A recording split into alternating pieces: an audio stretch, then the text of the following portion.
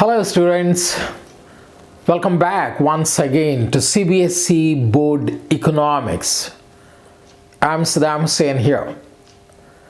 The first term or term 1 examinations are over. More or less all the papers, whether it is economics, accountancy, business studies, political science, psychology and other subjects, the students felt very happy. The exams were beyond their expectations. You know why? Because see, before the first term examinations, the students were very apprehensive. They've had a morbid fear, morbid phobia about this term exam, because this is the first time that the Central Board of Secondary Education has bifurcated the board examination for class 10 and 12th into two parts, term 1 and term 2.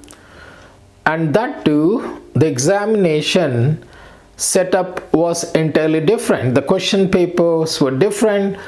More or less all the questions were objective type questions. They introduced something new thing, assertion and reasoning, match the following, giving a passage and asking you some questions, or giving a pie diagram or any other diagram and asking you some questions from that.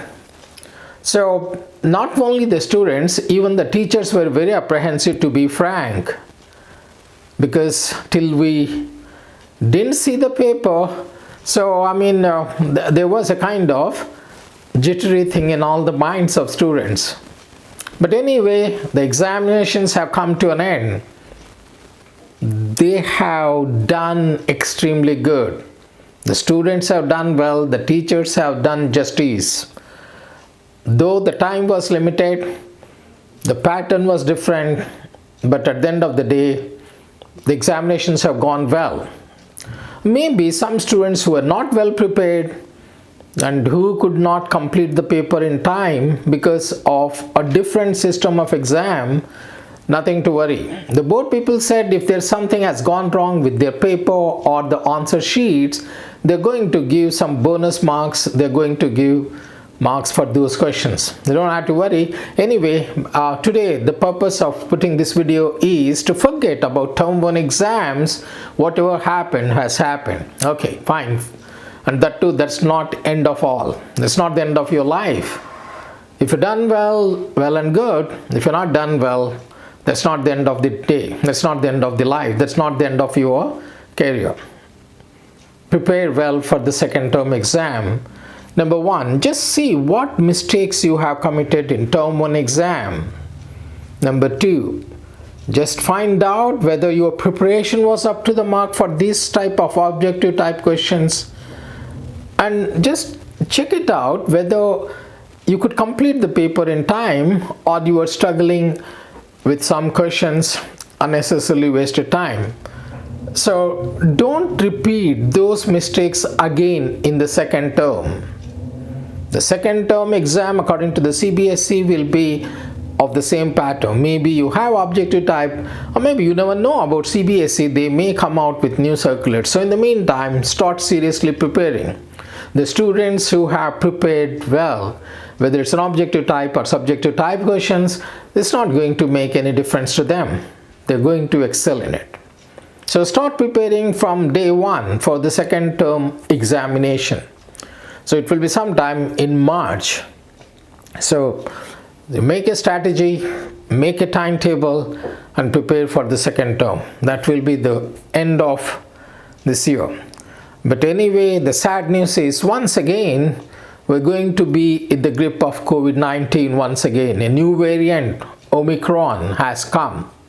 In India, the cases, as I put on this video today, the 20th of December, the cases are again exploding in India because of our foolishness. People are not maintaining social distancing.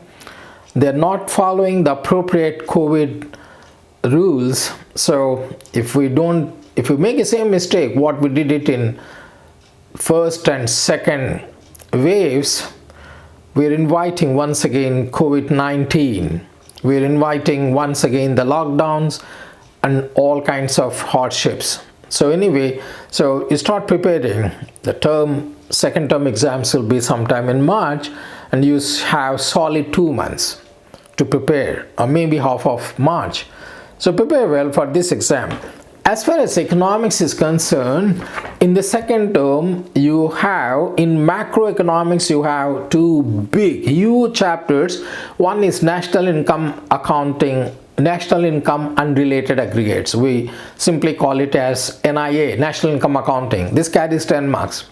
It's a huge chapter, big chapter. In this we'll be studying how do you measure national income by product method, by income method, expenditure method, real GDP, nominal GDP, all those things. So this carries 10 marks. The second chapter, you have another big chapter, determination of income and employment. In this we'll be studying about excess demand, inflationary gap, deficient demand, deflationary gap. So those measures, what you learn in the monetary policy, bank rate, repo rate, reverse repo rate, they will be helpful to you in this chapter. That's about macroeconomics. There are two chapters. One is national income accounting, measurement of national income, and the second thing is determination of income and employment. This carries determination of income and employment 12 marks. So altogether you have macroeconomics is for 22 marks out of 40. In the second term. Then you have another book that is called Indian Economic Development. From this book you are going to have 4 chapters. Of course they're not so big, but anyway you have to learn. That's number 1 is employment. In this chapter you will be studying about different kinds of employment, why there is less employment opportunities in India, what should be done to increase the employment. Number 2, infrastructure. In this chapter, we'll be studying about economic infrastructure and social infrastructure. How does it help for the economic development? The next one, environment and sustainable economic development. This chapter is very crucial, very important for you because in Delhi we face pollution. This chapter talks about global warming, why there is so much pollution, what measures should be taken to control them. That is about environment and the sustainable economic development. And the last chapter, it's a quite interesting chapter, development experiences of India, a comparison with neighbors. In this chapter we'll be studying about the GDP of India, GDP of China, GDP of Pakistan. These 3 countries we'll be focusing on, 3 countries, India, Pakistan and China. Almost all these countries, they became independent in 1947, more or less. And China has taken a very fast economic development. We'll be studying what are the reasons behind it, why India and Pakistan are lagging behind. We'll be talking about demographics in this chapter, and we're talking about the population growth in these 3 countries. We'll be talking about how China has developed so fast. So these are the 3 chapters. The marking for these 4 chapters. So current challenges facing Indian economy. In this you have employment, infrastructure and environment and sustainable economic development. That carries 12 marks. And last chapter you have, I just told you, development experience of India, a comparison with neighbors. This carries 6 marks. So this carries 18 marks.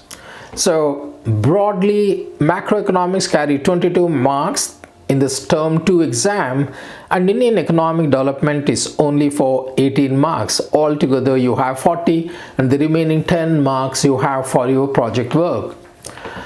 So as on today, you have plenty of time. Make a strategy, make proper preparation, whether it's going to be a subjective paper or going to be an objective paper. But if you do proper systematic study, preparing notes, learning question answers. Now you already exposed to term 1 exam, a different kind of board examination. I'm sure term 2 exam won't be difficult. Start preparing, work hard. I wish you all the best. Thank you guys. Don't forget to subscribe, share and like your videos. I keep on posting you the latest updates. Some of these chapters which I mentioned are already there in our channel. Watch them. They're absolutely free. Don't forget to subscribe, share, and like our videos. We keep on posting the other chapters which are not there. Thank you guys once again. Bye bye. Till we meet next time, take proper care. COVID is there. Don't relax. Follow appropriate measures. Bye bye.